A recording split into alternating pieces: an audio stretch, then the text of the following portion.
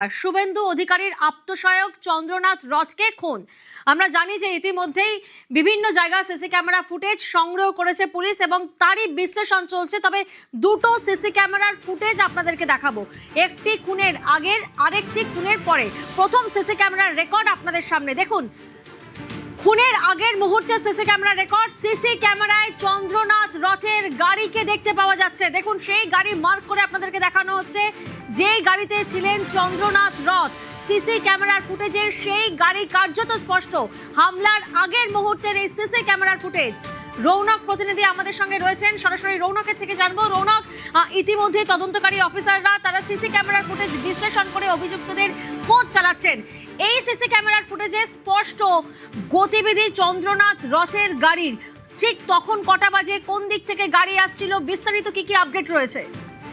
দেখো, একেবারে যেটা দেখা যাচ্ছে, চন্দ্রনাথ রথ তিনি যে বাড়ি যাচ্ছেন তার আগে ঠিক 400 মিটার দূরে একটি গলিতে তিনি প্রবেশ করেছিলেন, যেখান দিয়ে তার বাড়ি যাওয়ার রাস্তা। 9:58 সময় এবার সেখানে স্পষ্ট দেখা যাচ্ছে তার গাড়িটি বেরিয়ে যাচ্ছে এবং কিছুটা দূরে গিয়ে, যেখানে সিসিটিভি ক্যামেরা সে অর্থে ভিজিবল নয়, সেখানে গিয়ে গাড়িটা ব্রেক মারে এবং সেখান থেকেই যারা এই দুষ্কৃতী অর্থাৎ যারা এই হামলার সঙ্গে যুক্ত তারা কিন্তু তাকে আটকাবার চেষ্টা করে।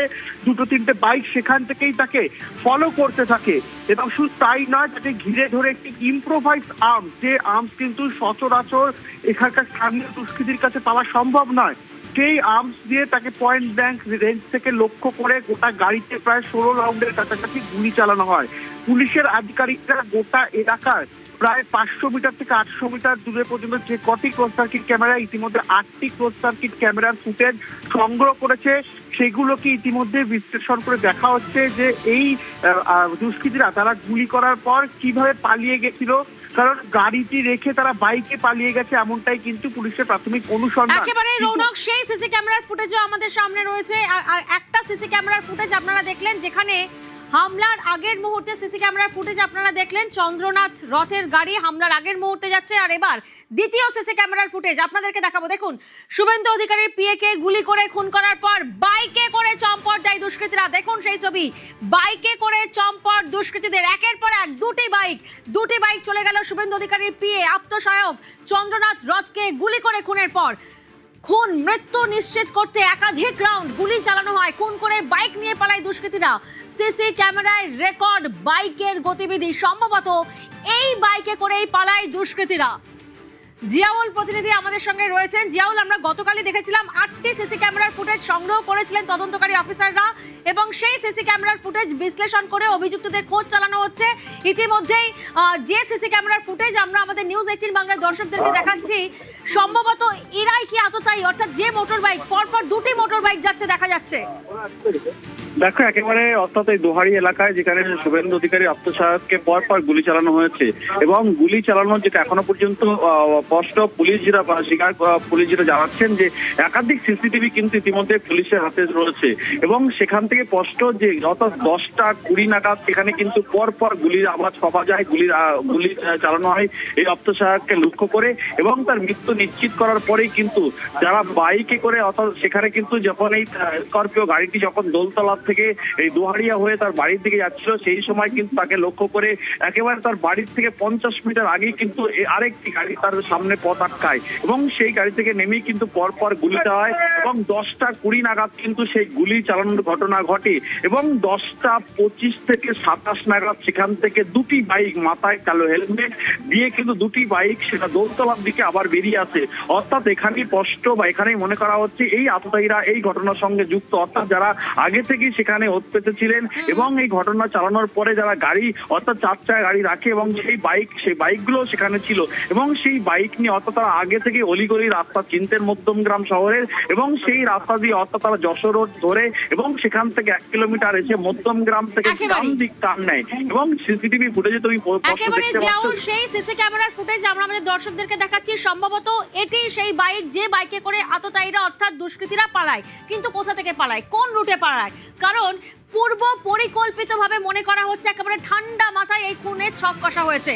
দেখুন, যে সিসি ক্যামেরার ফুটেজের সামনে এসেছে যে পালিয়ে যাওয়ার কোন দুটো রুটে পালাতে পারে, গ্রাফিক্যাল প্রেজেন্টেশনের মাধ্যমে আপনাদেরকে দেখাচ্ছি। যশোর রোডে যখন রয়েছে মধ্যমগ্রাম মোড়, আর তার দূরত্ব ঠিক কত? দোহারিয়া থেকে, অর্থাৎ ঘটনাস্থল থেকে 200 থেকে 300 মিটার।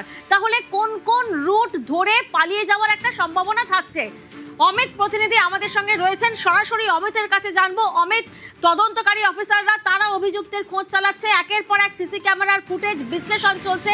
আমরা যে সিসি ক্যামেরার ফুটেজ দেখলাম সেখানে সম্ভবত আততায়ীরা দুটো বাইকে করে পালিয়ে গেলে কার্যত স্পষ্ট।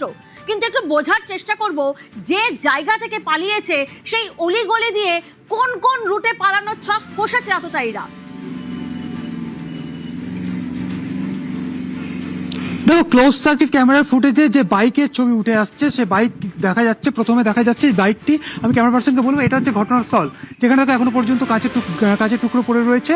সেখানে হচ্ছে আটকানো হয়েছে চন্দ্রনাথের গাড়ি, এবং তারপরেই আমরা দেখছি ক্লোজ সার্কিট ক্যামেরা, যে ক্যামেরার ফুটেজেই দেখা যাচ্ছে দুটো বাইক এই রুট ধরে, অর্থাৎ যশোর রোড থেকে এই রাস্তা ধরেই চন্দ্রনাথের গাড়ি একদম ঠিক গাড়ির পেছন পেছন আসে হচ্ছে যে দুটো বাইক। এবং তার কিছু সময়ের পরে বা কয়েকটা সেকেন্ড পরেই দেখা যাচ্ছে যে বাইকে করে দুষ্কৃতীরা আবার এই রুট ধরেই বেরিয়ে যাচ্ছে। অর্থাৎ ঘটনাস্থল থেকে বাইক নিয়ে যে বাইকগুলো এই যে যশোর রোড থেকে যে রাস্তা ধরে এসেছিল, ঠিক সেই রুট ধরে বাইক ঘুরিয়ে কিন্তু বেরিয়ে যাচ্ছে। এবং যে ক্লোজ সার্কিট ক্যামেরা ফুটেজে ছবিটি ধরা পড়ছে, এই সেই বিল্ডিং, এই যে ক্লোজ সার্কিট ক্যামেরা, এই ক্যামেরার ফুটেজই আমার এক সহকর্মী জিয়াউল সেই ফুটেজ তুলে ধরেছে আমাদের দর্শকদের জন্য। সেই ফুটেজ থেকেই স্পষ্টত দেখা যাচ্ছে যে চন্দ্রনাথের গাড়ি যাওয়ার পর চন্দ্রনাথ গাড়ি থেমে যায়, তার কয়েক সেকেন্ডের মধ্যে দুটো বাইককে দেখা যাচ্ছে ক্লোজ সার্কিট ক্যামেরা ফুটেজে। বাইক দুটো আসছে এবং আসার পর তারা আবারও কয়েক সেকেন্ডের মধ্যেই বাইক ঘুরিয়ে ঠিক আবার যশোর রোডের দিকে চলে যাচ্ছে। অর্থাৎ যশোর রোড থেকে এই রাস্তা ধরেই বাইকটি আসার পর যখন অপারেশন শেষ হয়ে যায়, অর্থাৎ গুলি যখন চালানো হয়ে যায়, তারপরে ঠিক এই রাস্তা ধরেই দেখা যাচ্ছে বাইক নিয়ে আততায়ীরা ফিরে যাচ্ছে। এবং তারপরে তারা কোথায় গেলেন, সেক্ষেত্রে বেশ কিছু রুট এখনো পর্যন্ত বা বেশ কিছু রুটের close circuit camera footage examine করা হচ্ছে। সেক্ষেত্রে কি মধ্যমগ্রাম এখান থেকে বেরোলে যশোর রোডের কাছে গিয়ে বাদিক গেলে মধ্যমগ্রাম মোড়, সেখান থেকে ডান দিকে যদি যাওয়া যায় তাহলে কল্যাণী এক্সপ্রেসওয়েতে যাওয়া যাবে। অন্যদিকে আরো যদি স্ট্রেট যদি চলে যায়, অর্থাৎ আমি এই রাস্তা থেকে গিয়ে যদি বাদিকে যাই, বাদিকে আমার যেমন মধ্যমগ্রাম মোড় পড়ছে, মধ্যমগ্রাম মোড় থেকে কল্যাণী এক্সপ্রেসওয়ে চলে যাওয়া যাবে। আরো যদি কিছুটা এগিয়ে যাই, আরো 2 কিলোমিটার মতো, তাহলে আমরা পাবো হচ্ছে এয়ারপোর্টের দিকে রাস্তা। এয়ারপোর্ট যাওয়ার রাস্তায় যদি আততায়ীরা গিয়ে থাকে, তাহলে বিরাটি মোড়ের কাছ থেকে তারা কল্যাণী এক্সপ্রেস ধরতে পারে, না হলে একদম এয়ারপোর্টের কাছাকাছি গিয়ে তারা ডান দিক দিয়ে বেলঘড়িয়া এক্সপ্রেস ধরতে পারে। এই রুটগুলো কিন্তু এসকেপ রুট হিসেবে তারা ব্যবহার করে থাকতে পারে, এমনটা মনে করা হচ্ছে। অন্যদিকে যশোর রোডে ওঠার পরে ডান দিকে তারা যদি যান, ডান দিকে গেলে তারা যাবেন হচ্ছে বারাসাত থেকে তারা বনগাঁ বা বসিরহাট সীমান্ত এলাকায় চলে যেতে পারে, বা আমডাঙ্গা হয়ে নদিয়া, পালানোর সম্ভাবনা সেখানকার সিসি ক্যামেরায় নজর তদন্তকারী অফিসারদের।